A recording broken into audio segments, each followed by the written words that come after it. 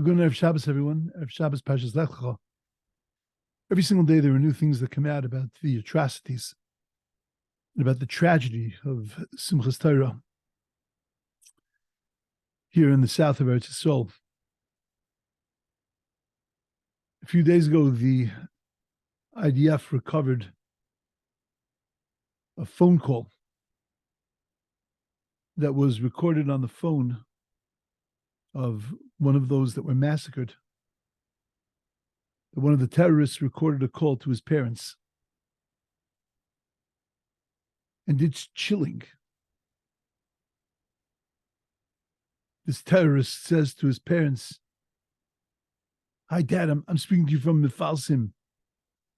Open your WhatsApp. Look at the killed Israelis. Look at how many I killed with my own hands. Your son killed Jews.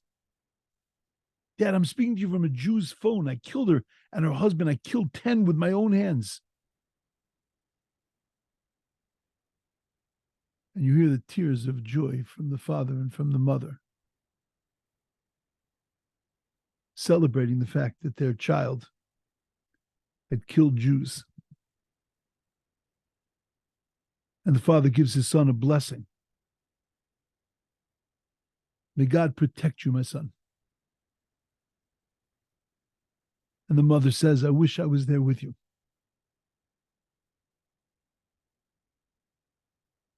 To them, taking out a Jew is a commandment, is a holy deed. They found on the terrorists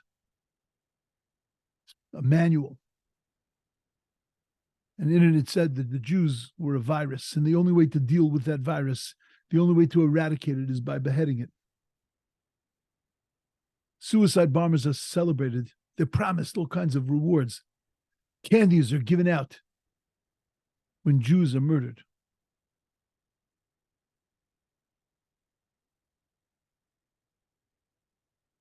But Meidach Gisa, on the other side, we talk about our heroes that didn't take lives but saved lives. About the fellow who piled people into his car at that festival and drove them out of the area, and then went back for a second load, and went back 6 times until he himself was finally killed. But the soldiers that defended towns, that defended people, that saved incredible amounts of lives, no matter how much carnage there was.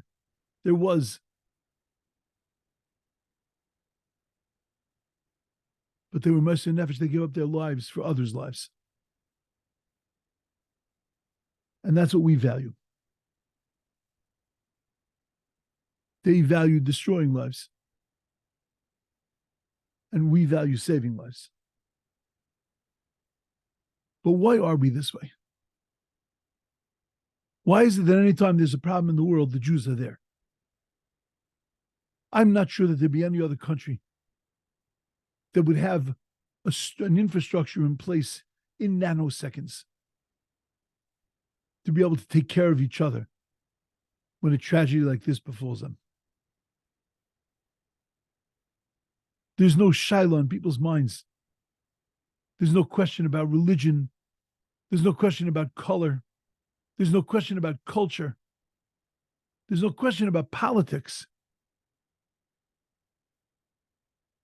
But you're in need, I'm there for you. It's an incredible thing to watch. But why are we this way? I want to ask you a question. Did Avram ever meet Noach? So without going into great details, the Medrash says that Avram and Noach met. And in fact, Avram and Shem had a conversation. And Avram Avinu asks Shem, he says to him, "B'schus, be'ezeh schus, for what merit were you saved in the boat?" And Shem says to him, "The schus, the merit of kindness." So Avram says to him, "Were there poor people in the boat?" And he says, no, it was the animals. That we took care of the animals. And as soon as Avraham Avinu heard this, he went and he planted a tree. And the rabbis tell us that the Eshel wasn't just a tree, it was a chilashtia of a lina. It was a place where he fed people, where he gave them to drink, and he let them sleep. He built an inn to take care of people. But it's a little strange.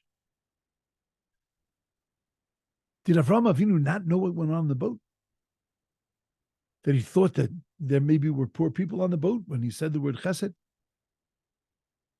You see, because Avraham Avinu couldn't fathom that the schus, the merit of taking care of animals,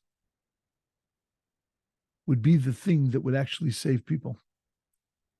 Would be the schus that they would get the merits of being saved from the flood.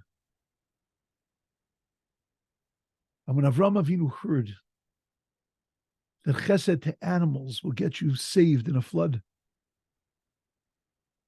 he understood that chesed to people was exponentially greater. Because Avraham Avinu understood that it was all about people. And that's why he went immediately and built an Eshel. Because now he understood that what was the center of life was all about taking care of others. God comes to Noach and says to him he's going to destroy the world. Noach doesn't say a word. God says, I'm going to destroy you. Okay. I want you to build a boat. Okay. Whatever you want, I'm going to do. But no moment of protest. God, are you sure? Do you want to do this? Can we save them? Can we save anybody? Comes to Avram and he tells him that the lowlives that live in snow, we're going to get rid of them. And Avram Avinu goes nuts. And Avram Avinu starts to daven for them. Because that's the difference between Avram and Noach. That's the difference between Avram and the nations of the world. Because Avram Avinu understands that it's all about people. And God makes this theme the center of the Torah. He begins the Torah with chesed, with kindness to people. He makes clothes for Adam and Chava. He ends the Torah with this theme of kindness. He buries Moshe Rabbeinu. And then he takes the rest of the Torah and he fills it with stories and lessons and commandments and obligations that are all about sympathy and empathy, that are all about worrying about others. And then he gives that Torah to the Jewish people. And he says to the Jews, build your life around this. And go teach this to the world.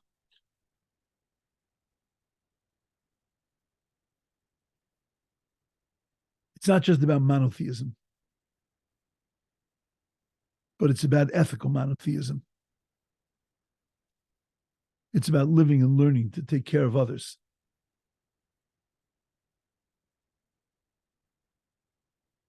And that's what God said to Avram. Lech lecha me'aretzecha miladetecha beis avicha. Go take all this with you and go be an ambassador. But not just an ambassador of godliness in theoretical monotheism, but go be an ambassador that show them what this kind of monotheism, this monotheism where you see it in people, where you see the godliness in people, where you recognize the kedusha and the holiness and the specialness in people. Go teach this message. And go make sure that the world understands this.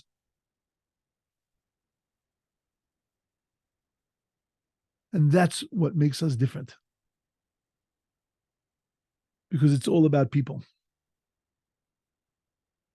And it's in our very DNA,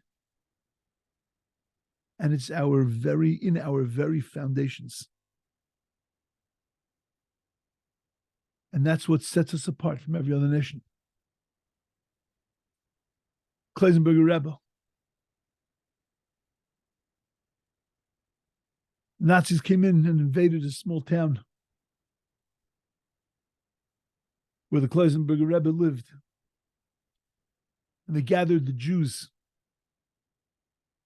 They paraded them and degraded them. They started to taunt the Rebbe, who was the prime target. And they started to push him and laugh at him and pull at his beard. And they looked at the Rebbe and they said, "Do you really believe that you're the chosen people?" And the Rebbe calmly,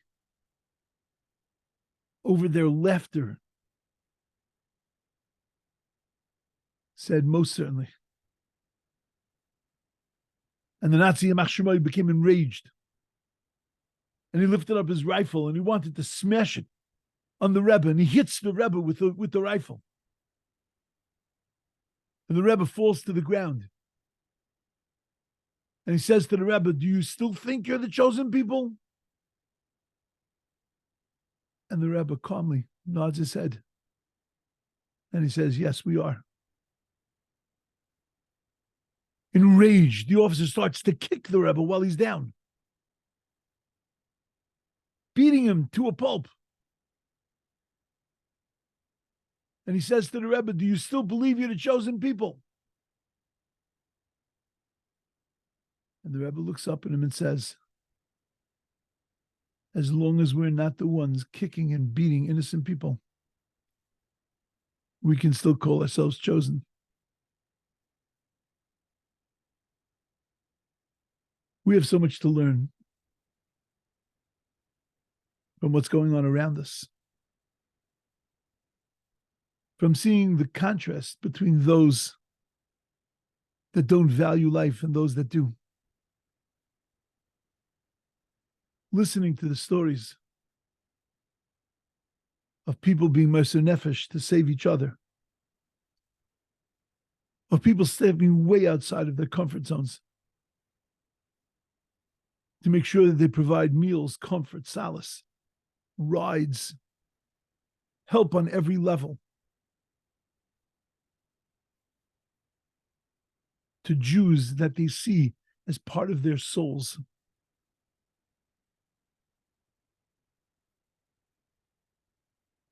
And this should be a constant reminder to us. The Bnei Avraham, Yitzchak, Yaakov, that these are our values. This is our core. This is our Torah. And it's our very existence. And we have to chazer, go over this lesson. That it's all about people. It's all about caring about each other. And if we get that, then none of this will have been for naught. Because it could change the trajectory of the Jewish nation. It can change our path and change our direction